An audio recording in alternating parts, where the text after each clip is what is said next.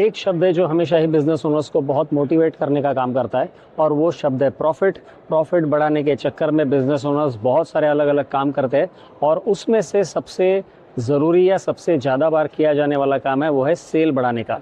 तो सेल बढ़ाने से प्रॉफिट बढ़ता है ऐसा लोग मान के चलते हैं। बहुत बार वो सच भी होता है और बहुत बार सच नहीं भी होता है। आज हम बात कर रहे हैं प्रॉफिट के बारे में ही, लेकिन प्रॉफिट को हम अलग तरीके से आज उसके ऊपर चर्चा करेंगे। प्रॉफिट बढ़ाने के लिए सेल बढ़ाना ज़रूरी है, तो फिर हम सेल क्यों नहीं बढ़ा पाते? सेल नहीं बढ़ा पाते इसके बहुत सारे अलग अलग कारण होते हैं, लेकिन उसमें से एक मुख्य कारण होता है कोका, COCA। COCA का मतलब कॉस्ट ऑफ कस्टमर एक्विजिशन।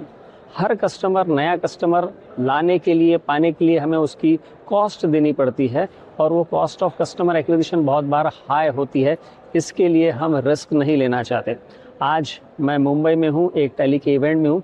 यहाँ पे मैंने एक बहुत ही बढ़िया एग्जाम्पल देखा है कॉस्ट ऑफ कस्टमर एक्विजिशन को रिड्यूस करने का। हम किस तरह से cost of customer acquisition Coca को रिड्यूस कर सकते हैं और हमारा प्रॉफिट बढ़ा सकते हैं। तो यहाँ पे इवेंट में सब लोगों ने एक ही बात पे चर्चा की, वो थी कस्टमर एंगेजमेंट, कि आपके कस्टमर के साथ आप एंगेज करो। जितना ज़्यादा आप कस्टमर के साथ एंगेज करेंगे उतना ज़्यादा आपका सेल बढ़ेगा, उतना ज़्यादा प्रॉफिट बढ़ेगा। तो कस्टमर एंगेजमेंट का एक बहुत शानदार एग्जाम्पल मैंने यहाँ पे देखा। आप सबसे पहले एक ये वीडियो देखिए। ये बंदा, ये कलाकार बहुत ही बेहतरीन शानदार कलाकार है। इसने अपने बिजनेस में कस्टमर एंगेजमेंट का एक नया तरीका ढूंढ के निकाला। बहुत बार आपने देखा होगा कि बहुत बार क्या, हर बार ही होता है हमेशा, आपने कभी भी कोई म्यूज़िकल प्रोग्राम अटेंड किया होगा तो उसमें हमेशा आप देखिए कि जो कलाकार होता है वो स्टेज से परफॉर्म करता है, बजाता है, गाता है और बाकी दुनिया उसको सुनती है। वहाँ पे कहीं पे भी या बहुत ही कम ऑडियंस का एंगेजमेंट होता है, मतलब ना के बराबर ऑडियंस का एंगेजमेंट होता है। यहाँ पे आप देखिए ऑडियंस का एंगेजमेंट 100% है। 100% मतलब 100% कलाकार बजा रहा था और उसके साथ ऑडियंस भी बजा रही थी।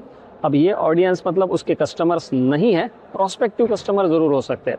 आज के तारीख में उसके कस्टमर्स नहीं है, प्रोस्पेक्टिव कस्टमर्स या ऑडियंस को इसने एंगेज किया और ऐसे एंगेज किया कि एक भी आदमी पूरे प्रोग्राम ख़त्म होने तक, पूरा प्रोग्राम ख़त्म होने तक अपनी जगह से हिल भी नहीं पाया। अब हम जब ऑडियंस एंगेजमेंट की, कस्टमर एंगेजमेंट की बात करते हैं तो हम हमेशा बहुत सारे निगेटिव पॉइंट्स हमारे ध्यान में आते हैं कि यार ये तो हो ही नहीं सकता, टाइम कहाँ मिलेगा, ये तो चलेगा ही नहीं, कस्टमर के पास टाइम नहीं, मेरे पास टाइम नहीं, मैं जाऊँगा कस्टमर से बात क्या करूँ, हमेशा की बात हो गई, नया कुछ नहीं है तो मैं क्या बात करूँ। तो अब ये जो बंदा है, ये सारी बातें, ये निगेटिव पॉइंट्स इस बंदे को भी अप्लीकेबल है और ये कलाकार भी ये सोच सकता था कि बहुत सारे निगेटिव पॉइंट्स है। अब ये कलाकार क्या सोच सकता था कि यार ये इतने सारे डमरू, मैं एक डमरू बजा रहा हूँ तो मुझे 200-250 डमरू लाने पड़ेंगे, वो डमरू कहाँ से आएंगे, उसका खर्चा कौन करेगा, उसको लेना, ला के आना, सब डिस्ट्रीब्यूट करना, वापस लोगों से कलेक्ट करना, ये कितनी सारी झंझट है, कौन करेगा ये नेगेटिव पॉइंट्स हो सकता था। दूसरा, आप समझो ये कर भी लिया, डमरू खरीद भी लिए, यहाँ पे ट्रांसपोर्ट भी किए, डिस्ट्रीब्यूट भी किए, सब कर दिया। अब लेकिन लोग इसको बजाएंगे क्या? लोगों को बजाने की इच्छा है क्या? समझो इच्छा है तो बजा सकते हैं क्या? मैं रिदम में बजाऊंगा, मैं ताल में बजाऊंगा, लेकिन लोग ताल में बजाएंगे क्या? लोगों को बजाना आएगा क्या? अब बजाना आएगा भी तो लोग थक जाएंगे क्या बजाते बजाते? हर किसी की कैपेसिटी नहीं होती, किसी के हाथ दुखेंगे, किसी की गर्दन दुखेगी, किसी की पीठ दुखेगी।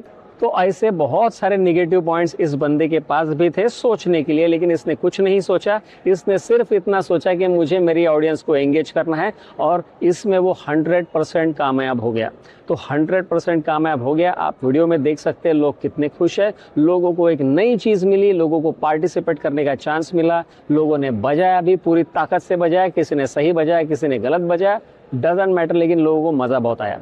तो एक ये फॉर्मूला यहाँ पे मैंने आज सीखा है जो मैं आपके साथ आज शेयर कर रहा हूँ। मुझे ऐसा लगा कि आपके साथ शेयर करना चाहिए। कोका को रिड्यूस करने के लिए कॉस्ट ऑफ कस्टमर एक्विजिशन। जब आपका ऑडियंस के साथ एंगेजमेंट बढ़ेगा तो ऑडियंस का ट्रस्ट आपके ऊपर बढ़ेगा और इसके बाद रिपीट सेल्स होने के चांसेस बहुत है। और जब रिपीट सेल्स होता है तो उसका खर्चा नहीं होता है, कॉस्ट ऑफ एक कस्टमर एक्विजिशन 0 होगा और आपका प्रॉफिट बढ़ने वाला है। तो प्रॉफिट के ऊपर ही हमेशा फोकस करना है। मैं सेल्स का एक्सपर्ट बिल्कुल भी नहीं हूँ, इसलिए मैं आपसे सेल बढ़ाने की बात नहीं कर रहा हूँ, मैं खर्चा कम करने की बात कर रहा हूँ। तो इस चीज़ को मैंने सीखा है, मैं इसको इम्प्लीमेंट करने वाला हूँ। आप भी अपने बिजनेस में इसको ज़रूर इम्प्लीमेंट कीजिए। Thank you.